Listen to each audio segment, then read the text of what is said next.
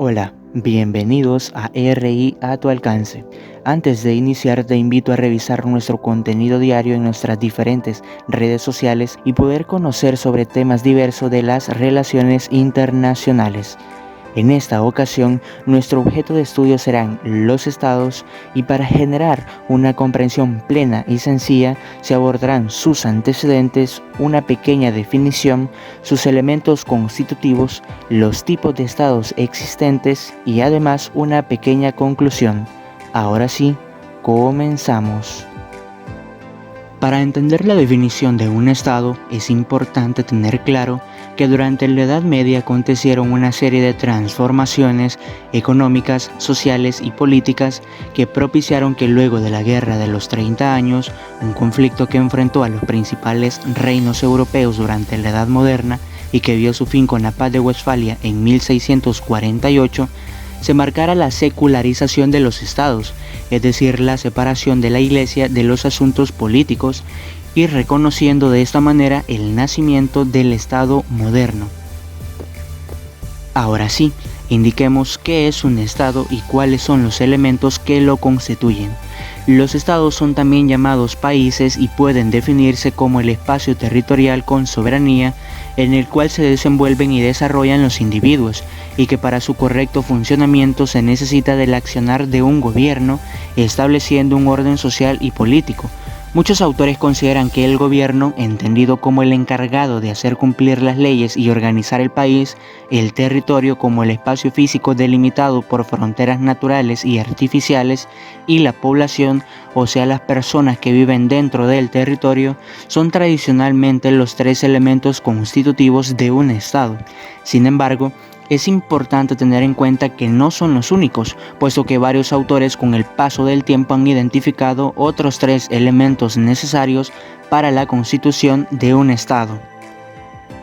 El primero de ellos es la soberanía, entendida como la facultad del Estado mediante el gobierno de poder decidir libremente sobre diversos temas vitales sin injerencia de otros estados. El segundo es la coerción, entendida como la capacidad del uso de la fuerza sobre la población, garantizando el cumplimiento de las leyes a través de cuerpos de seguridad como la policía de cada país o llegando incluso a utilizar las fuerzas armadas. El tercer elemento es el reconocimiento internacional, debido a que permite tener un rol importante dentro de la comunidad internacional y ser miembro con voz y voto en organizaciones internacionales como Naciones Unidas, además de ser un factor vital para el establecimiento de relaciones diplomáticas y económicas con otros países, un factor del cual puede depender su supervivencia a pesar de contar con los tres elementos tradicionales para constituir un Estado. Por ejemplo, el caso de Taiwán. Ahora bien, en cuanto a los tipos de estados, existen estados unitarios y federales.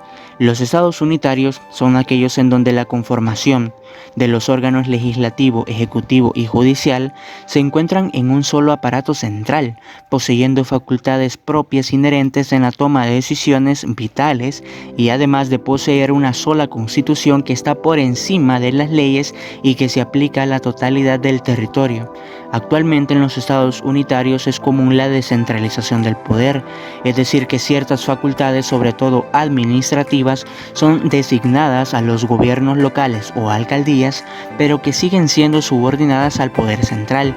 Ejemplos de este tipo de estados son El Salvador, Italia, Francia, Chile y Perú.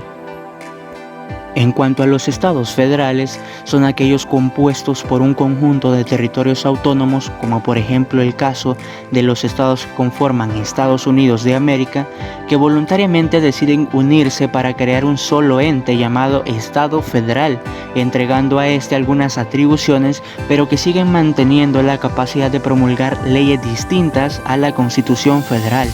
Ejemplos de esos estados son Argentina, Brasil, Estados Unidos, México y Rusia.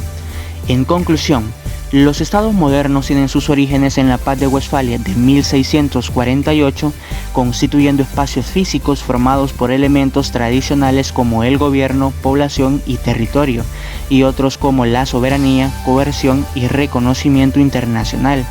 Esos pueden ser estados unitarios con una centralización del poder o estados federales con una desconcentración del mismo. No te olvides seguirnos en nuestras redes sociales, Facebook, Instagram y Twitter, además de suscribirte a nuestro canal de YouTube. Nos vemos